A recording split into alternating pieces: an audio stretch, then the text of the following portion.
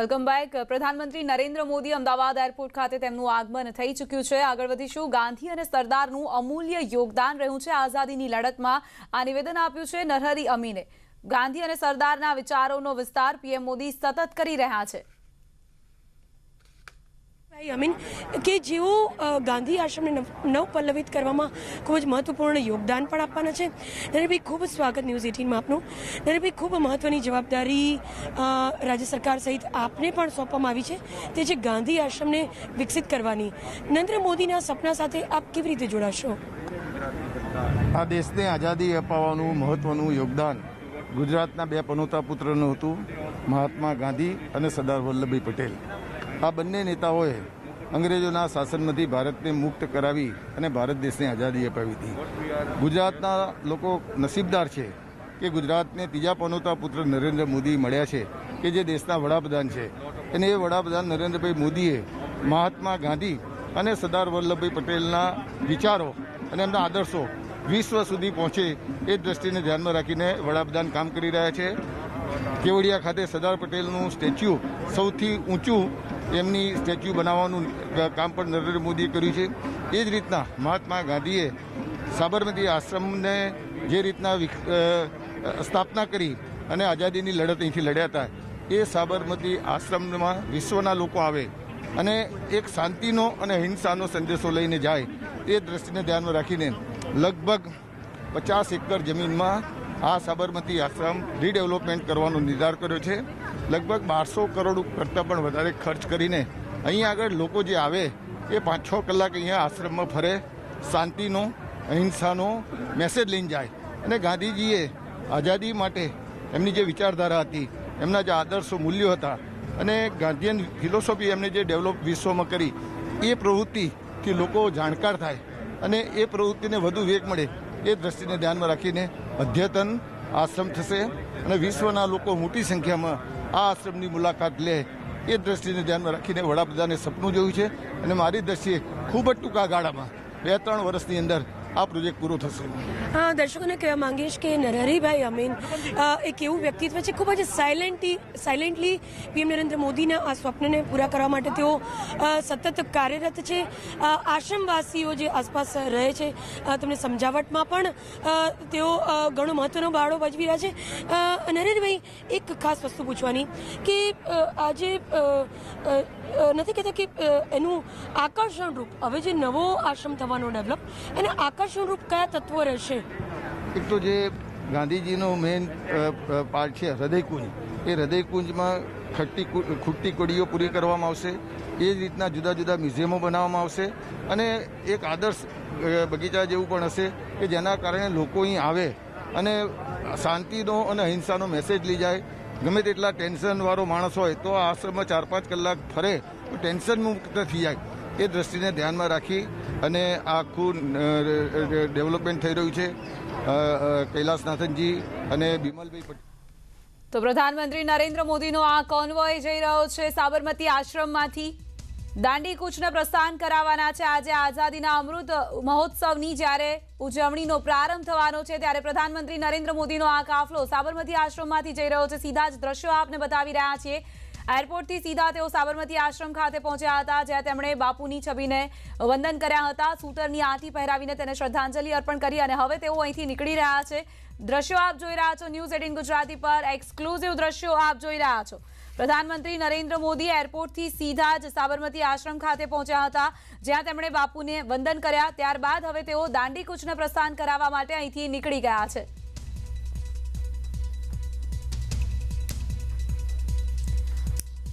તો આઝાદીના 75 વર્ષ અંતર્ગત આજથી આઝાદીના અમૃત મહોત્સવની ઉજવણીનો પ્રારંભ થવા જઈ રહ્યો છે। આ ઉજવણીમાં દાંડી કૂચને પ્રધાનમંત્રી નરેન્દ્ર મોદી પ્રસ્થાન કરાવવાના છે। જે કાર્યક્રમનું આયોજન કરવામાં આવ્યું છે, આ કાર્યક્રમમાં જાણીતા ગાયક ઝુબીન નૌટિયાલ પણ પોતાના ગીત રજૂ કરશે। जुबिन नौटियाल जुड़े हैं, प्रसिद्ध गायक कलाकार है, बात उनसे ही करेंगे। जिस तरह बात करें, आप गुजरात का मेहमान बने हैं, क्या परफॉर्मेंस पर करेंगे, क्योंकि देश के प्रधानमंत्री यहाँ मंच पर रहने वाले 75वां साल यहाँ पर सेलिब्रेशन किया जा रहा है। मैं हमेशा सोचा करता था कि जिस दिन मेरी प्रधानमंत्री जी से मुलाकात होगी उस दिन उन्हें क्या सुनाऊंगा। तो आज एक बहुत ही खूबसूरत गाना हम लेकर के आए हैं। ये गाना देशभक्ति का गाना है और पहले आप लोग ने इसे नहीं सुना होगा, तो आज एक तरह से गाना लॉन्च हो रहा है।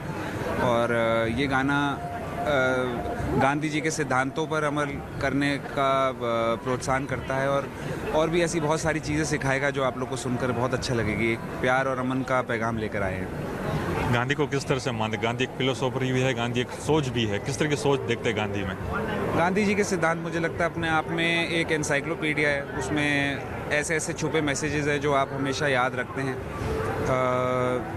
हो सकता है कम उम्र में कभी कभी हमें गांधी जी के सिद्धांत समझ ना आए क्योंकि एज की वजह से, लेकिन अपने एक्सपीरियंस से बताऊंगा जैसे जैसे उम्र में ऊपर बढ़ा, मुझे लगता है गांधी जी के सारे जितने भी मैसेज रहे हैं उन सब मैसेज में बहुत ही डीपर वैल्यू है, बहुत ही मीनिंग है और हिंदुत्व को लेकर के एक बहुत ही बड़ा मैसेज है। छोटा सा गुनगुनाएंगे आप, क्योंकि हमारे दर्शकों भी सुनना चाहेंगे, पूरा देश उसको सुन रहा है आज। हर कर्म अपना करेंगे, हर कर्म अपना करेंगे, है वतन तेरे लिए दिल दिया है जान भी देंगे, है वतन तेरे लिए। Thank you. हाँ, थैंक यू जुड़ने। ये थे हमारे साथ जुड़े थे। माना जा रहा है कि यहाँ पर वो परफॉर्म करेंगे, साथ में देशभक्ति का पहली बार ये उनका परफॉर्म रहेगा, क्योंकि पहली बार वो देश के प्रधानमंत्री के सामने ही अपना ये परफॉर्म करेंगे और नया लॉन्च गीत यहाँ पर वो करने वाले हैं।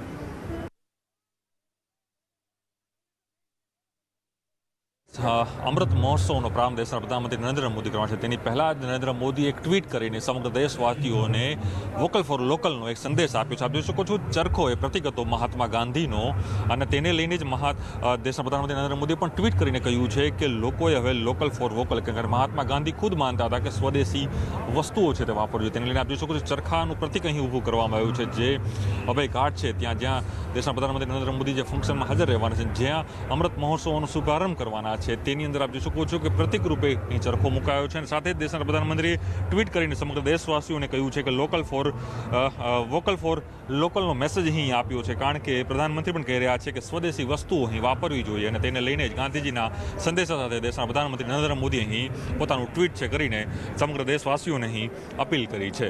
કેમેરા નિલેશ સાથે પ્રણવ પટેલ, ન્યૂઝ ગુજરાતી, અમદાવાદ.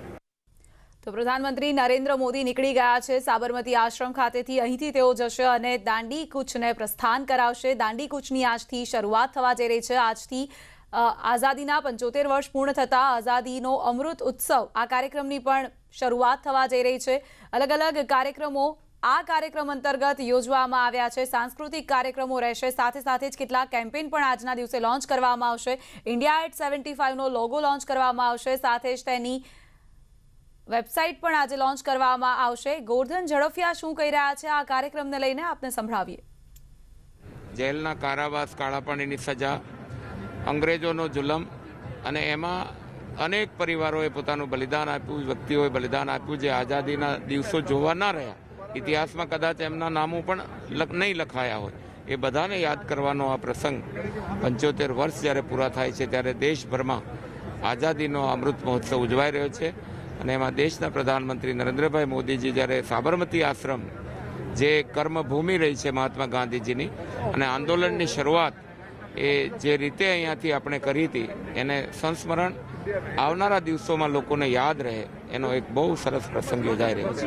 એ ઇતિહાસના પરિપ્રેક્ષ્યમાં આજે એક નાગરિક તરીકે હું મારા દેશ માટે શું કરી શકું, દેશ માટે જીવવાનું હોય તો મારું યોગદાન શું છે, આવો એક સુંદર સંદેશ એ કદાચ આ કાર્યક્રમના માધ્યમથી મળે છે. અને આદરણીય પ્રધાનમંત્રી નરેન્દ્રભાઈ જ્યારે ફરી એક વખત આ યાત્રાનો, દાંડી યાત્રાનો આજે પ્રારંભ કરાવી રહ્યા છે, ત્યારે મને લાગે છે કે નવા પરિપ્રેક્ષ્યમાં દેશ માટે જીવવાની અને 21મી સદીનું જે હિન્દુસ્તાન છે એ હિન્દુસ્તાનની કલ્પના સાથે એક નાગરિક તરીકે આપણે શું કરી શકીએ. આઝાદી વખતે જે લોકોના મનમાં જુસ્સો હતો, આજે આટલા વર્ષો પછી દેશ માટે, એના વિકાસ માટે, એના નિર્માણ માટે આપણે શું કરી શકીએ, એ સંદેશો કદાચ આજની યાત્રાનો હોઈ શકે. તો મહત્વના સમાચાર અત્યારે હાલ મળી રહ્યા છે. થોડી જ વારમાં પીએમ મોદી અમદાવાદ આશ્રમ ખાતે આવી પહોંચશે. રાજ્યપાલ, મુખ્યમંત્રી એરપોર્ટ ખાતે પહોંચી ગયા છે. દાંડી કૂચનો પ્રારંભ તેઓ થોડી વારમાં કરાવશે. રાજ્યપાલ અને મુખ્યમંત્રી એરપોર્ટ ખાતે પહોંચી ગયા છે. પ્રધાનમંત્રી નરેન્દ્ર મોદી દાંડી કૂચનો પ્રારંભ કરવાના છે. અલગ અલગ રાજ્યોના 81 જેટલા યાત્રીઓ તેમાં ભાગ લેવાના છે. દેશભરના અલગ અલગ ભાગોમાંથી યાત્રિકો આજે આ દાંડી કૂચમાં ભાગ લેવા માટે આવી પહોંચ્યા છે. તમામમાં ખૂબ જ ઉત્સાહ જોવા મળી રહ્યો છે, કારણ કે દાંડી કૂચ જે 91 વર્ષ પહેલા થઈ હતી એ જ દાંડી કૂચ, એ પ્રકારની જ દાંડી કૂચ ફરી એક વખત આજે યોજાવા જઈ રહી છે, જેને પ્રધાનમંત્રી નરેન્દ્ર મોદી લીલી ઝંડી બતાવવાના છે. થોડી જ વારમાં તેઓ દાંડી કૂચને પ્રસ્થાન કરાવશે, જેમાં અલગ અલગ રાજ્યોમાંથી 81 જેટલા યાત્રિકો ભાગ લેવા માટે પહોંચી ગયા છે. સંવાદદાતા પ્રણવ પટેલ જોડાઈ ગયા છે અમારી સાથે. પ્રણવ, થોડી જ વારમાં દાંડી કૂચનો પ્રારંભ કરાવશે. જે યાત્રિકો અલગ અલગ જગ્યાઓથી આવી પહોંચ્યા છે તેઓનું શું કહેવું છે? કેટલા ઉત્સાહિત છે તેઓ આ દાંડી કૂચમાં ભાગ લેવાને લઈને?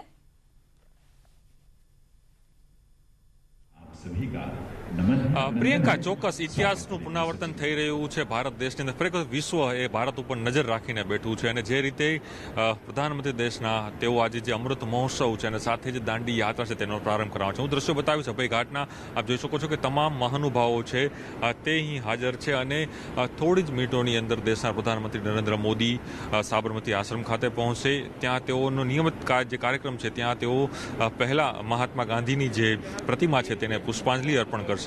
ત્યારબાદ જે હૃદયકુંજ જે છે મહાત્મા ગાંધી જ્યાં રહેતા હતા તે જગ્યાએ જશે. ત્યાં 10 થી 15 મિનિટ તેઓ ત્યાં શાંતિ માટે ત્યાં બેસવાના છે. તો સાથે જ ત્યારબાદ તેઓ જે મહાત્મા ગાંધીની જે પ્રતિમા છે ત્યાં જે ચલચિત્ર છે તેને તેઓ સૂતરની આંટી પહેરાવશે. ત્યારબાદ તેઓ સીધા અભય ઘાટ, તેની પાસે આવેલો જે અભય ઘાટ છે ત્યાં જે જાહેર કાર્યક્રમ યોજાયો છે, જાહેર સભા છે, ત્યાં તેઓ ઉપસ્થિત રહેશે. ત્યાંથી તેઓ જે દાંડી યાત્રા છે તેનો પ્રારંભ કરાવશે. પણ તમે દ્રશ્યોમાં જોઈ શકો છો કે તમામ જે રાજ્યકક્ષાના મંત્રીઓ હોય, કેન્દ્ર સરકારના જે મંત્રીઓ છે, અન્ય જે મહાનુભાવો છે, તે તમામ લોકો જે છે તે અહીં પહોંચ્યા છે. દાંડી યાત્રિકો પણ અહીં પહોંચ્યા છે. મને રહ્યું છે કે 81 જેટલા લોકો જે છે તે આ યાત્રામાં અહીં જોડાવાના છે. આપણે શું દ્રશ્યોમાં દેખાવાનો પ્રયાસ કરીશ અને સ્ટેજના પણ દ્રશ્યો આપણે બતાવવાનો પ્રયાસ કરીશ કે જે રીતે આઝાદીના અમૃત મહોત્સવ અને સ્વતંત્ર પર્વના જે 75મા વર્ષની જે ઉજવણી થઈ રહી છે સમગ્ર ભારતની અંદર, તેમાં પણ ગુજરાતની અંદર અલગ અલગ 75 સ્થળ ઉપર જે જાહેર કાર્યક્રમ છે તે સરકાર દ્વારા કરવામાં આવી રહ્યો છે, અને નવું એક ઇતિહાસ છે તે રચવા જઈ રહ્યા છે દેશના પ્રધાનમંત્રી નરેન્દ્ર મોદી. તો સાથે જ પ્રિયંકા એ વાત પણ છે કે નરેન્દ્ર મોદીએ જે નીકળે તેની પહેલાં તેઓ એક ટ્વીટ કર્યું છે. ટ્વીટમાં તેઓએ કહ્યું છે વોકલ ફોર લોકલ, એટલે જે રીતે મહાત્મા ગાંધી જે કહી રહ્યા હતા કે સ્વદેશી વસ્તુ વાપરો, સ્વદેશીને અપનાવો, તેની જે એક મેસેજ આપવાનો પ્રયાસ કરી રહ્યા હતા મહાત્મા ગાંધી, તેને ફોલો કરવાનું કામ દેશના પ્રધાનમંત્રી નરેન્દ્ર મોદી કરી રહ્યા છે. આપ જોઈ શકો છો કે સાબરમતી આશ્રમ ખાતે દેશના પ્રધાનમંત્રી નરેન્દ્ર મોદી પહોંચ્યા છે. સાબરમતી આશ્રમ ખાતે તેઓ થોડી ક્ષણોની અંદર તેઓ પહોંચશે. સાબરમતી આશ્રમ ખાતે તેઓ અહીં પહોંચ્યા છે. દ્રશ્યોમાં જોઈ શકો છો કે તમામ જે મહાનુભાવો છે તે તમામ લોકો અહીં દેખાઈ રહ્યા છે, અને તમામ લોકો પોતાની જે વાત છે તે અહીં કરી રહ્યા છે. આ દ્રશ્યોમાં જોઈ શકો છો કે થોડી મિનિટોમાં પ્રધાનમંત્રી અભય ઘાટ પર પહોંચશે, અહીં જાહેર સભા કરશે, અહીં પોતાનું સંબોધન છે તે કરવાના છે. તેની અંદર સાથે જ જ્યારે તેઓ પોતાની વાત પણ અહીં મૂકવાના છે, અને આપ જોઈ શકો છો દ્રશ્યોની અંદર, અને પ્રધાનમંત્રી પણ સાબરમતી. તો સીધા દ્રશ્યો આપ જોઈ રહ્યા છો સાબરમતી આશ્રમ ખાતે પ્રધાનમંત્રી નરેન્દ્ર મોદીનો કાફલો આવી પહોંચ્યો છે. રાહ જોવામાં આવી રહી હતી આ કાર્યક્રમની શરૂઆત કરાવવાના છે પ્રધાનમંત્રી નરેન્દ્ર મોદી. ન્યૂઝ 18 ગુજરાતી પર એક્સક્લુઝિવ દ્રશ્યો આપ જોઈ રહ્યા છો. પ્રધાનમંત્રી મોદીનો કાફલો આવી પહોંચ્યો છે સાબરમતી આશ્રમ ખાતે. સાબરમતી આશ્રમ ખાતે જે રીતે આજે આઝાદીના અમૃત મહોત્સવનો પ્રારંભ થવા જઈ રહ્યો છે, અલગ અલગ કાર્યક્રમોની આજે ખાસ આયોજન કરવામાં આવ્યું છે. પ્રધાનમંત્રી નરેન્દ્ર મોદી સૌથી પહેલા તો દાંડી કૂચનું પ્રસ્થાન કરાવવાના છે, જેને લઈને પણ જે દાંડી કૂચ માટે યાત્રિકો અહીં આવી પહોંચ્યા છે તેઓમાં ઘણો જ ઉત્સાહ જોવા મળી રહ્યો છે. અલગ અલગ નેતાઓ પણ અહીં આવી પહોંચ્યા છે. ખૂબ જ સૌભાગ્ય માની રહ્યા છે કે અમદાવાદના આંગણે જે રીતે આ અવસરનું આયોજન કરવામાં આવ્યું છે તેને લઈને તેઓ પોતે તેના સાક્ષી બની રહ્યા છે, તેને લઈને પણ પોતાનું સૌભાગ્ય માની રહ્યા છે. સાબરમતી આશ્રમ ખાતે પ્રધાનમંત્રી નરેન્દ્ર મોદીનો કાફલો આવી પહોંચ્યો છે. દાંડી કૂચનો પ્રારંભ થોડી જ વારમાં પ્રધાનમંત્રી નરેન્દ્ર મોદી કરાવશે. તસવીરો આપ જોઈ રહ્યા છો. દાંડી કૂચ કે જ્યાંથી આઝાદીની લડતનો પ્રારંભ થયો હતો, એ લડત કે જેણે ભારતની આઝાદીનો પાયો નાખ્યો હતો. प्रधानमंत्री महोदय वोकल फॉर लोकल के जरिए आत्मनिर्भर भारत के निर्माण के लक्ष्य के माध्यम से उसे आगे लेकर चल रहे हैं और हम सब उसमें शामिल हैं. इस समय साबरमती आश्रम में माननीय प्रधानमंत्री महोदय का आगमन हुआ है और वहाँ प्रदेश के माननीय राज्यपाल श्री आचार्य देवव्रत जी, माननीय मुख्यमंत्री श्री विजय भाई रूपाणी जी वहां उपस्थित हैं उनकी अगवानी के लिए। Mahatma Gandhi ji, the greatest personality in the Indian history, who used non-violence to free India from Britishers. Bapu was not only an inspiration during freedom movement, but his ideology is accepted even today. He always insisted that everyone should do their work on their own without depending on others, meaning Atmanirbhar. Today, we are also trying to be Atmanirbhar, telling the world that India can, India will. We can and we will, with lots of vocal for local.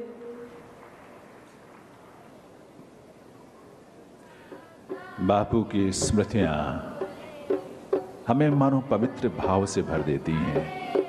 Vaishno जन दे तेने कहिए पीड़ पर आई जाने रे, इन शब्दों को, इन भावों को जिन्होंने अपने जीवन में आत्मसात किया, यानी दूसरे की पीड़ा को जो सिर्फ समझता ही ना हो बल्कि उसे दूर करता हो, पर घमंड उसके मन में ना आता हो, यही तो वैष्णव जन है।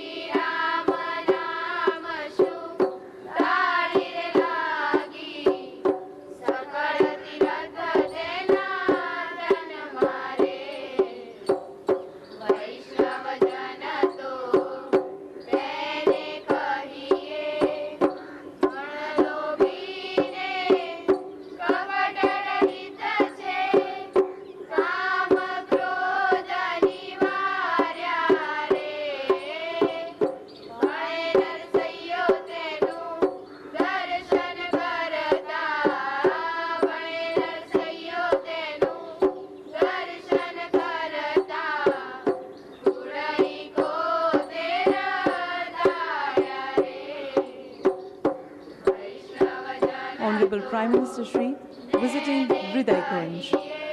Hriday Kunj, Mahatma Gandhi ji's abode in the Sabarmati Ashram. Shri Kaka Sahib Kalelkar named this pious home Hriday Kunj. Gandhi ji and Kasturba lived here for 12 years, and Gandhi ji left this ashram with a vow not to return to this ashram till India became independent. हृदय कुंज में माननीय प्रधानमंत्री महोदय वहां पहुंचे हैं।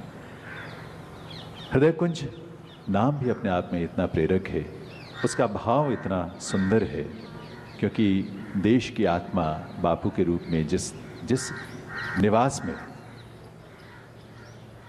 जिस घर में, जिस गृह में उन्होंने वास किया लगभग 12-13 वर्षों तक, उसी हृदय कुंज में बापू के चित्र पर माल्यार्पण किया, अपनी श्रद्धांजलि उन्होंने अर्पित की है वहाँ।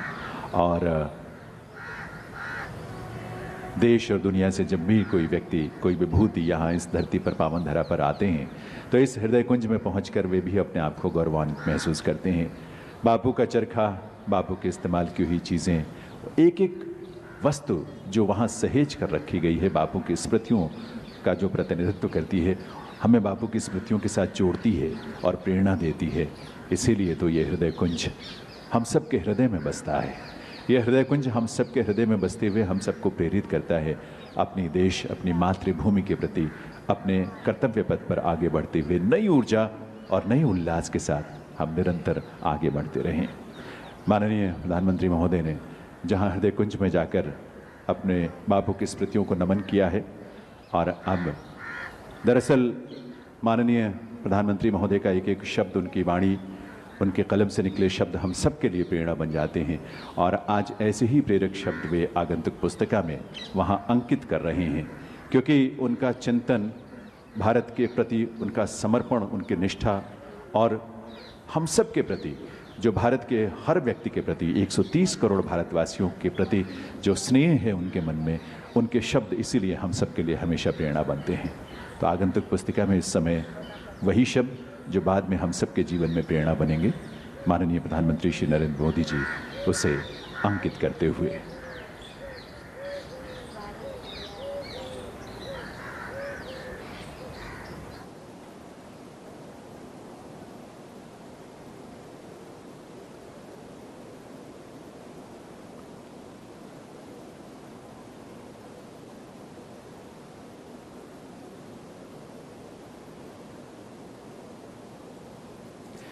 आगंतुक पुस्तिका में अपने उद्गार अंकित करने के बाद माननीय प्रधानमंत्री महोदय चंद पलों में ही हमारे इस कार्यक्रम स्थल पर पहुंचेंगे। और सबसे पहले जैसा कि हमने आपको बताया कि मंच के ठीक पीछे एक बहुत ही सुंदर प्रदर्शनी लगाई गई है ड्राइंग की, और उस प्रदर्शनी में छगनलाल यादव जी की वो ड्राइंग्स जो बापू की दांडी यात्रा और उनके जीवन के तमाम प्रसंगों से जुड़े हुए हैं, बहुत सुंदर हैं। और उस दौर में बापू को साक्षात उन्होंने देखते हुए और बापू के साथ कार्य करते हुए, बापू के साथ रहते हुए, यहाँ तक कि जेल में भी वे बापू के साथ उन्होंने समय बिताया था। अपने उस समय की बापू के प्रति अपनी स्मृतियों को उन्होंने सुंदर ड्राइंग के माध्यम से उकेरा है। बहुत सहज हैं, बहुत सरल हैं, लेकिन बहुत गहन भाव उन ड्राइंग्स में आप देखेंगे। जब कार्यक्रम के बाद आप खुद जाकर देखें तो आपको उससे बहुत प्रेरणा मिलेगी हम सबको, और इसीलिए ये प्रदर्शनी खास तौर पर आज यहाँ पर लगाई गई है। जब हम दांडी यात्रा के जो 91 वर्ष पूरे हुए हैं और उस उपलक्ष्य में जो आज से दांडी यात्रा का एक प्रतीक भी यहाँ से शुरू होगा और 6 अप्रैल तक वो यात्रा यहाँ से चलेगी दांडी तक के लिए, उसकी भी शुरुआत होगी। लेकिन आज आज़ादी के अमृत महोत्सव में ऐसा बहुत कुछ है जो इस देश में, इस देश के इतिहास को, संस्कृति को, इसके विकास को, इसके अंदर जो आज हम ऊर्जा महसूस करते हैं माननीय प्रधानमंत्री महोदय के नेतृत्व में, उस ऊर्जा को स्वर दे पाएगी, दृश्य दे पाएगी, और हम सबको, पूरी दुनिया को एक दिशा भी उसके माध्यम से जरूर मिलेगा।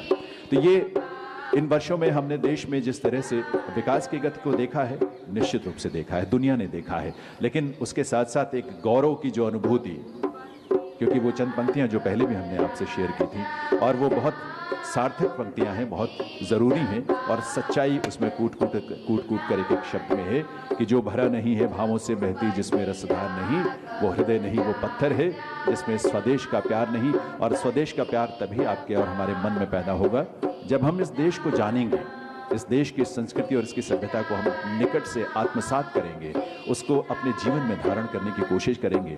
क्योंकि हजारों साल पुराने आध्यात्म को, दर्शन को, धर्म को, चिंतन के हर पक्ष को जो जीवन के हर पहलू से जुड़ता है, चाहे वो शिक्षा हो, चाहे वो चिकित्सा हो, चाहे वो विज्ञान हो, मानव कल्याण हो, सबसे जो हमें जोड़ता है वो भारत के संस्कार और इसकी संस्कृति है। और इसीलिए इस देश को जानना आवश्यक है, और जब हम इस देश को जानेंगे तो यकीन मानिए कि इस देश पर स्वतः ही हम गर्व करेंगे, और इसके अतीत से लेकर वर्तमान तक, और वर्तमान में देश जिस रूप में शिखर पर जा रहा है विकास के, प्रगति के, उस पर तो हम सभी चर्चा भी करते हैं और हम गौरवान्वित भी होते हैं इस बात को लेकर कि इस देश को ऐसा यशस्वी नेतृत्व मिला है जिन्होंने जीवन के हर पक्ष में, देश के हर पक्ष को और पहलू को, उसके विकास को नई ऊर्जा और नई गति दी है।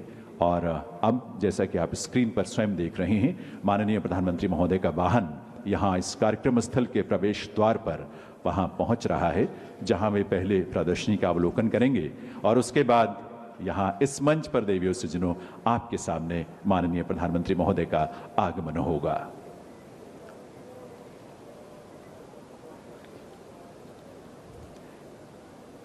एक 130 करोड़ व्यक्तियों के गौरव और गरिमा का सबसे बड़ा जो आधार है वो हमारी सभ्यता है और संस्कृति है, हमारे हजारों वर्षों की विरासत है, हमारी वो विश्व कल्याण की अभिलाषा है जो गुरुदेव रविन्द्रनाथ टैगोर के चिंतन से हमें मिलती है, सत्य और अहिंसा का वो संकल्प है जो राष्ट्रपिता महात्मा गांधी के जीवन से और उनके कृतित्व से हम सबको मिलता है। तो इसीलिए इस विरासत को करीब से देखने का और पुनः देखने का एक अवसर आज़ादी का अमृत महोत्सव के रूप में हम सबको मिलेगा। We welcome Honorable Prime Minister Shri Narendra Modi ji and all the esteemed dignitaries on the occasion of Azadi Ka Amrit Mahotsav.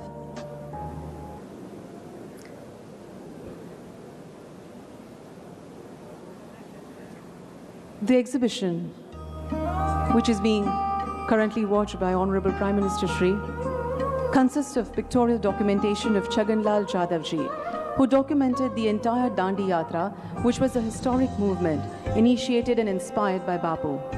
Chhaganlal ji made his sketches of Pujya Bapu. He continued his drawings when Bapu stayed in Karadi Shibir for 1 month. Later, when on 5th May 1930 Bapu was arrested, Yadav ji was also arrested.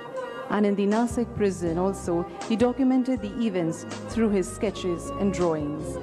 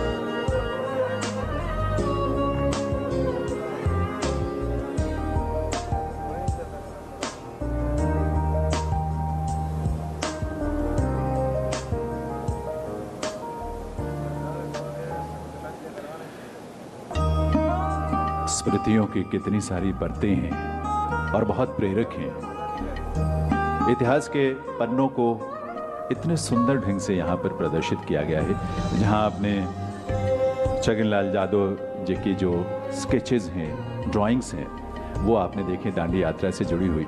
लेकिन उस समय की कुछ और प्रसंग, कुछ और ऐसे तथ्यात्मक जानकारी और स्मृतियों को हमें और ताज़ा करती हुई कुछ ऐसे पुस्तकें जो वहाँ पर रखी हुई हैं, उनका भी अवलोकन और हमारे सादगी का, श्रम के महत्व का, आत्मनिर्भरता का, वोकल फॉर लोकल का सबसे बड़ा प्रतीक चरखा, बापू ने जिसे प्रतीक के रूप में हम सबके जीवन में उसको स्थापित किया और आज उसकी महत्ता और भी है, जिसे माननीय प्रधानमंत्री महोदय नए स्वरूप में वोकल फॉर लोकल के साथ उसे आपके समक्ष प्रस्तुत कर रहे हैं। देवी सज्जनों, इस मंच पर आगमन हो रहा है इस देश के यशस्वी प्रधानमंत्री माननीय श्री नरेंद्र मोदी जी का। करतल ध्वनि के साथ आइए अपने अपने स्थान पर खड़े होकर स्वागत अभिनंदन करें माननीय प्रधानमंत्री श्री नरेंद्र मोदी जी।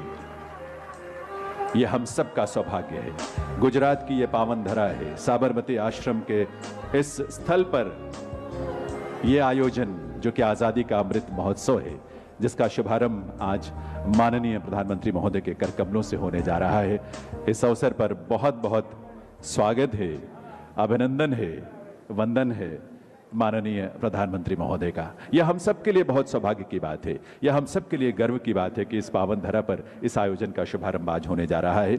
माननीय प्रधानमंत्री महोदय का, जिनकी प्रेरणा और परिकल्पना आज यहाँ आज़ादी का अमृत महोत्सव के रूप में साकार हो रही है, हार्दिक स्वागत अभिनंदन। साथ ही स्वागत अभिनंदन है मंचासीन माननीय राज्यपाल श्री आचार्य देवव्रत जी का, माननीय मुख्यमंत्री श्री विजय भाई रूपानी जी का, माननीय केंद्रीय संस्कृति राज्य मंत्री स्वतंत्र प्रभार श्री प्रहलाद सिंह पटेल जी का। We also welcome Shri C.R. Patil, Member of Parliament, Shri Kirit Bhai Parmar, Mayor Ahmedabad, Shri Kartikeya Sarabhai, Trustee, Sabarmati Ashram Trust, and also Shri Amrit Modi, Secretary, Sabarmati Ashram Trust. Once again, we welcome all the esteemed dignitaries on this remarkable occasion. Thank you. देवियों सज्जनों, 15 अगस्त 1947 जब भारत में आज़ादी का सूर्य उदित हुआ था, 100 वर्षों से भी लंबे समय तक चले आज़ादी के आंदोलन में लाखों देशवासियों ने अपने प्राण न्यौछावर किए, अपने प्राणों का उत्सर्ग किया। उसी सुबह के साथ आशा और विश्वास से भरे देश ने स्वयं को गढ़ने और आगे बढ़ने का संकल्प लिया था। 15 अगस्त 2022 को ये यात्रा अपने 75 वर्ष पूरे करेगी और इसीलिए ये होगा आज़ादी का अमृत महोत्सव, जिसका शुभारंभ आज होने जा रहा है। 15 अगस्त 2022 से 75 सप्ताह पूर्व यानी आज 12 मार्च 2021 से शुभारंभ हो रहा है आज़ादी का अमृत महोत्सव से जुड़े आयोजनों का। ऐसे आयोजन जो देश में, विदेश में, जल थल नभ में राष्ट्र के गौरव को नए शिखर तक लेकर जाने की प्रेरणा बनेंगे। सनातन भारत की नींव पर न्यू इंडिया के निर्माण की माननीय प्रधानमंत्री महोदय की परिकल्पना को, संकल्पना को साकार रूप देंगे। आज़ादी का अमृत महोत्सव पर ही आधारित एक छोटी सी फिल्म है। उस फिल्म को देखकर उसके मर्म को और इसके उद्देश्य को और बेहतर ढंग से हम समझ पाएंगे। आइए देखते हैं ये फिल्म आज़ादी का अमृत महोत्सव।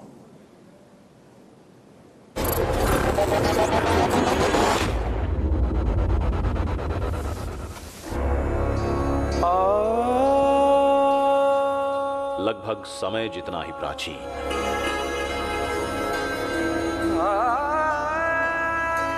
सूर्य जितना ही तेजस्वी और आकाश जितना ही विशाल, हमारे भारत देश का इतिहास।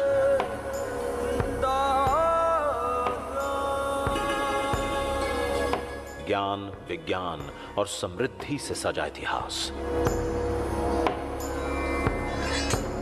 शौर्य, आध्यात्म और कलाकारी से छलकता इतिहास।